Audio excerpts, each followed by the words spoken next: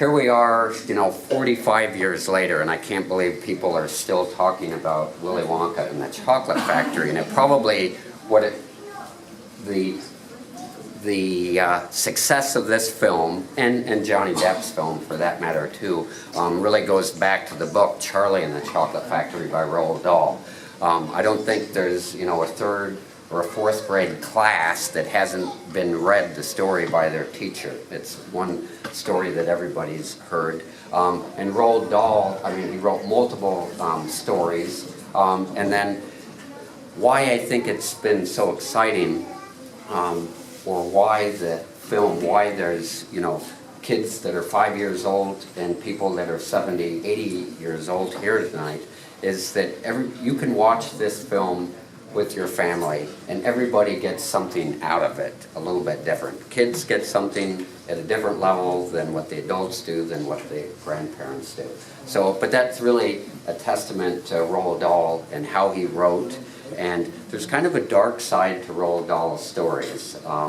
And so what actually happens to all the kids when they leave the chocolate factory, we really don't know what happens to them. But I get asked to talk, at a variety of events, and to tell you the truth, I don't have time to go to very many of these events, but every once in a while, and it's like once a year, I'll get kind of a neat letter, and where's Susie? Right there, and it usually, if it's a well-written letter, that means a lot, and something to give back to the community. And when she was talking about the community theater here in Seneca, I said, to myself, that sounds really neat, and I'd like to help everybody out down here.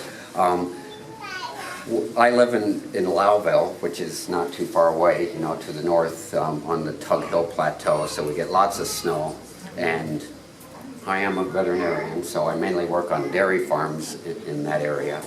And so Lowville is a lot like Seneca Falls. The upstate town or upstate New York towns are fairly similar. They all had, at one point, they were thriving with manufacturing jobs, and things have changed. So when she asked me to come down, I was more than happy to do that, and I think it's a great cause.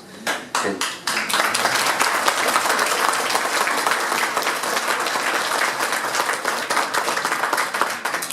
I was reluctant to talk about Willy Wonka for years. I pretty much denied that I was in the film, or I would say, no, you've got the wrong person, or you must mean my brother. He was in it, and really didn't have much interest in talking about it. Well, it really changed when I had children of my own, and saw that they were kind of interested.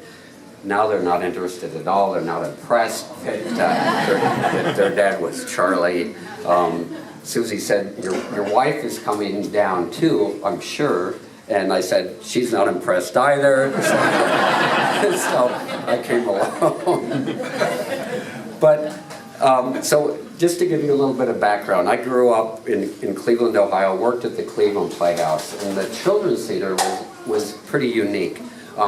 An old children's theater, but the Cleveland Playhouse is one of the oldest professional theaters in the United States. Joel Grey got his start at the Cleveland Playhouse, and who remembers who played the Wicked Witch of the West, Margaret Hamilton, also got her start at the Cleveland Playhouse also. So when they were casting the film, the casting agency, they called around the country and basically checked with local community theaters, children's theaters, and the Cleveland Playhouse was one of the theaters that they contacted, asked if they had anybody that they might have in mind that they could recommend that would want to audition for Charlie. And so my name was given to them. I was in the 6th grade, I was 12 years old. I had worked at the Playhouse for about 2 years, doing basically a production a year in the children's theater, but then also doing some of their adult productions also. So no television, no, I had never been in a film before, and so I was basically an unknown. So they sent their representative out from New York. We had no script at that point. They were still writing the script.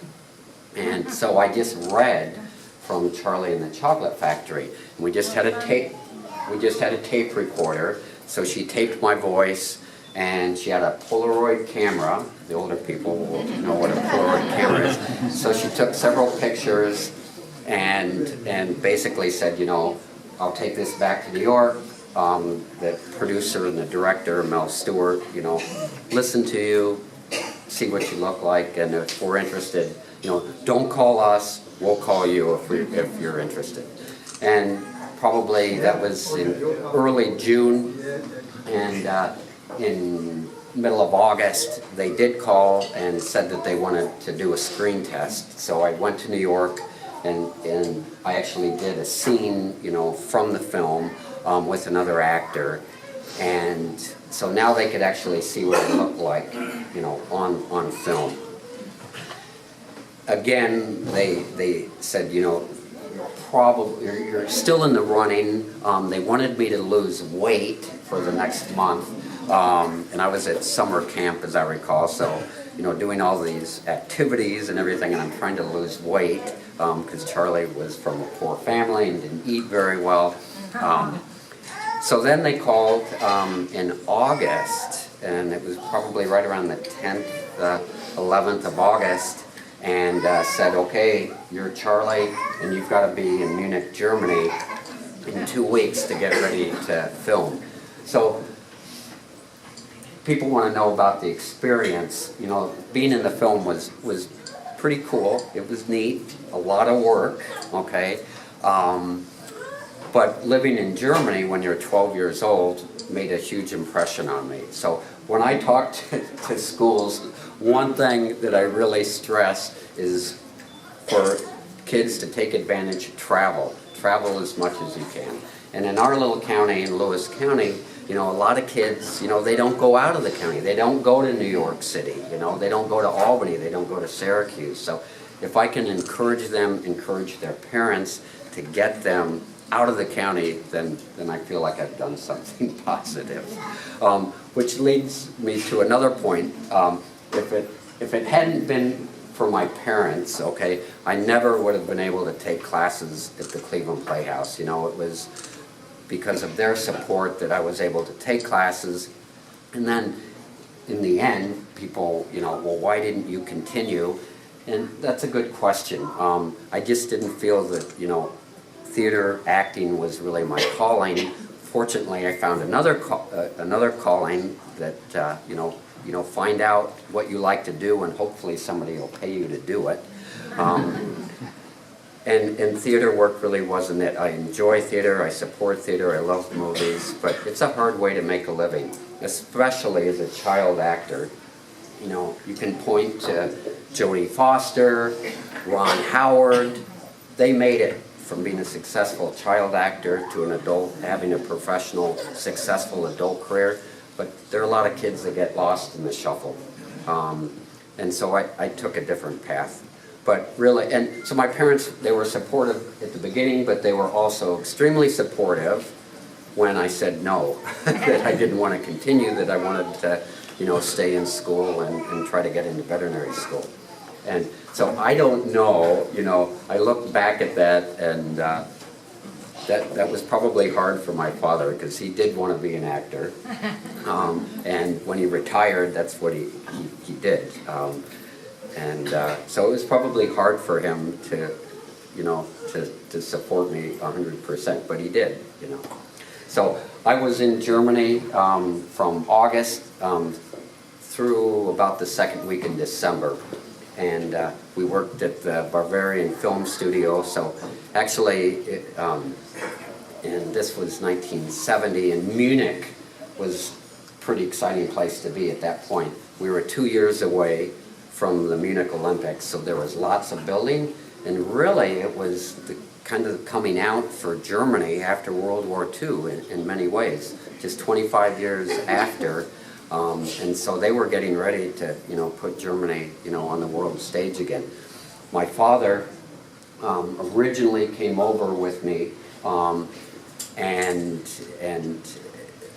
he had been a guest of the Germans. He was captured during World War II, during the Battle of the Bulge. But he was very excited to be back. And I always tell the story, we were living in a brand new hotel that they'd built for the Olympics.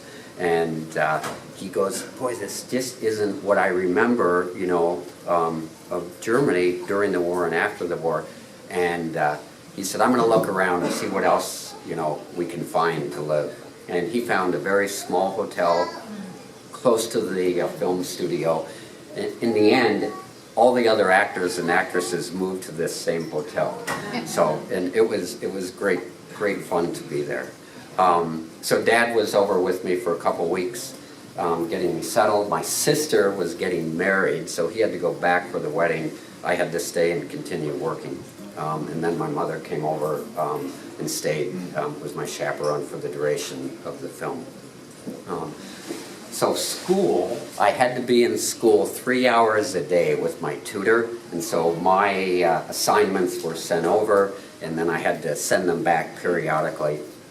And so that was often a challenge, being on the set, and if I wasn't on the set, then I had to be in school working on my assignments. But we got it done, and when I came back, I was, pretty much in line where all the other kids were. Then the film, I had to go back to California. We had to redo some of the sound work. That was in March of 1971. And then the film was released in July 4th of 1971. And really, it's kind of neat because the driving force behind Willy Wonka was not so much the film, but it was Quaker Oats hoping to produce chocolate and to use the film kind of as an avenue for sales of chocolate. And it really didn't pan out very well for them. You can still buy Willy Wonka candy, but they're on the name has been sold multiple times. And the film, kind of opened to lukewarm reviews. Gene Wilder, was just, making a name for himself. Jack Albertson was already, very well known. But the film, the critics, they kind of liked it, but actually our best review came from Gene Siskel of Siskel and Ebert. He loved it. Yeah. And so that was kind of neat, that he liked it. But the film kind of, came out in theaters, and then, it kind of people forgot about it. It really didn't hit, pay dirt until probably 10 or 12 years later when it came out on video, and people brought it home and they said, yeah, well, I remember this film, and then they introduced it to their children, and they realized, this is kind of a neat film. Everybody can sit and watch it. There's some good messages in the film, and so it was introduced to a whole nother group of people. So then it really kind of took on a life of itself. But for many years it was, people had kind of forgotten about it. I had kind of lost track with all the kids. We all went our separate ways. Then there was a fellow who actually was very fascinated with the book and tracked us all down, and 20 years later, we hadn't seen each other in 20 years, brought us all back together for a reunion. That was very cool. And we're still in contact with each other. We get together once a year, probably once every year and a half. And we're all still alive. We're all doing well. We all have different careers, and it's been kind of from the support that the film still has. It's been really neat. If you can have one film to be in, I guess this was it. You ready for the Sure. So I'm sure there's questions that I haven't hit upon. So. All right, remember what I said, you have to raise your hand. Oh, we've got someone standing raising their hand. All right, you can have to speak loud, I can't hear you. We can repeat the question. Hi. Peter? I answer to both. That's my next question. Do you answer when somebody yells out Charlie? No. I have one more. I must. Believe it or not, I don't. Must. May I? Yes. How sick of you are of chocolate? I still like chocolate. I Thank you do. very much. I do. Thank you. Anyone else? Although that's a good question. So here we are in Germany, okay, and with wonderful chocolate, but Wolper Productions decided that they would bring Peter Paul Mounds bars from the United States over to Germany, and that's what we used in a lot of scenes. Is that? That's true. Thank you very much. Okay, go ahead, honey. How much makeup did the Oompa Loompas put on? Right, so the Oompa Loompas had a lot of makeup. So I had to go to makeup every morning, and they didn't have to do much with me at all. But the Oompa Loompas, they were not only, that it took them a long time each day to get the makeup on. Think how long it took them to take the makeup off every night. So they were there for hours. They were there for hours. I had a question from the back. Sure. Other than Charlie, who's your favorite character and why? Probably the scene Julie, who played Veruca. And she is nothing like Veruca at all. But when she sang her song, I Want It Now, I had never heard her sing before, and it was like, whoa.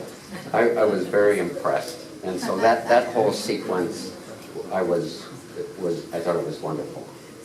So, and I don't sing, and I can't sing, and I did sing a little bit in the film, and they didn't originally when I auditioned. They said, "Don't worry, we won't use your voice," but they ended up using my voice. Oh, that's good. All right, another question? Yes.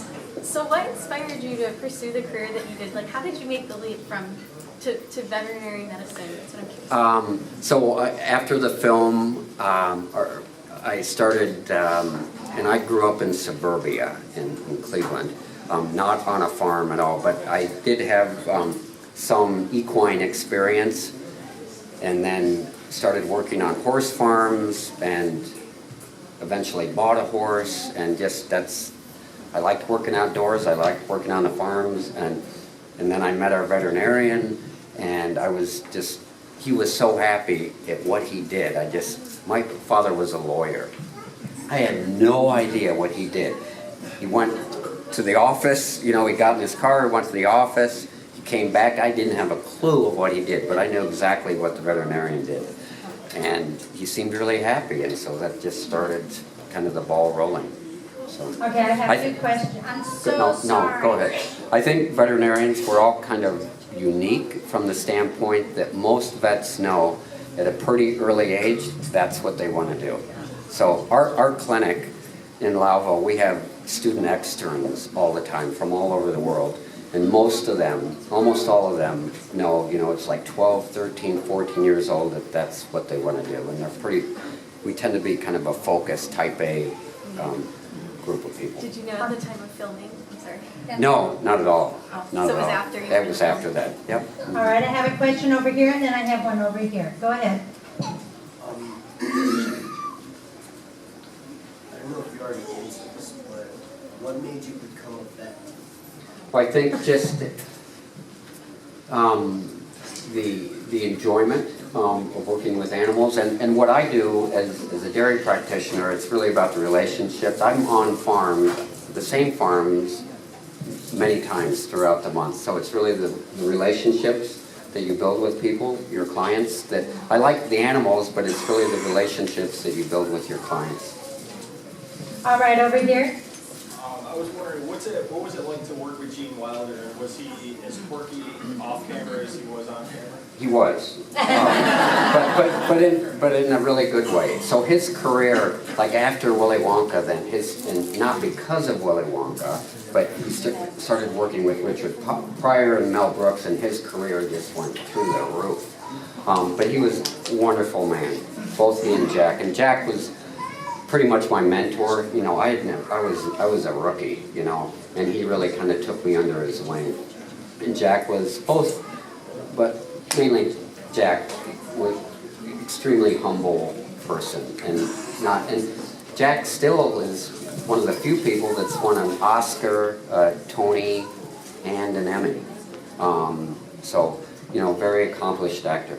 So, but they were good people. If there was a dark side to making the film, our director was a tough guy to. Oh, sorry. But our director was tough to work with, and he was the toughest director I've ever had to work with. Well, you're not going to work with me. No. All right, we have time for just 2 or 3 more. Come here, honey. What would you like to ask? How long did it take to make the movie? So about 5 months. But then, you know, it takes longer now to make a film, or back then it took longer to make a film than it does now. But for like pre-production, you know, writing the script, it probably, by the time it actually was done, 1.5 years, almost 2 years. So quite a while. All right, we're going to make it quick, okay? Because I saw 2 people that are going like this, okay? What was your favorite scene? My favorite scene, other than working with Julie, I think working with Jack when Charlie actually had to sing and dance a little bit. All right, 2 more. The gentleman in the back, please. To me, the most meaningful scene in the movie was when you returned the everlasting gobstopper, which is how you got Right. the factory, and I wondered how meaningful that was for you. That was a good day because Gene, I mean, he was a close friend of mine, but he goes, I'm not going to fill you in on what I'm going to do, you know, and so he kind of blasted Charlie, you know, so that was... You lose, you get nothing. Exactly. But back to your question, you know, I hadn't seen some of my favorite scenes from the film are the short little vignettes when they're looking for the golden ticket. And I think one of my favorite ones is the Dan Rather one, when all the golden tickets have been found, and he goes, you know, we must move on. There's many more meaningful things in life. Offhand, I can't think of what they are. But those scenes, I had no idea until I saw the very first cut of the film that they were in there. But they were great. Or the woman that whose husband has just been kidnapped, and he wants her case of Wonka bars, and she wants to know how long she has to think about it. All right, here's our last question. Oh, okay. I just want to know if the chocolate river was really chocolate. And the waterfall. I have the answer. But Yeah, no, unfortunately not. But kind of chocolate water, not so. So I didn't have to deal with it, but poor Michael Augustus Got had sucked up to. the tube. Yeah, got sucked up the tube. But I don't think, you know, here we are all these years later, Johnny Depp's films, they're chocolate. Everything else was edible though? Pretty much. Pretty much. But Johnny Depp's chocolate river looked as bad as ours did, so I wasn't impressed.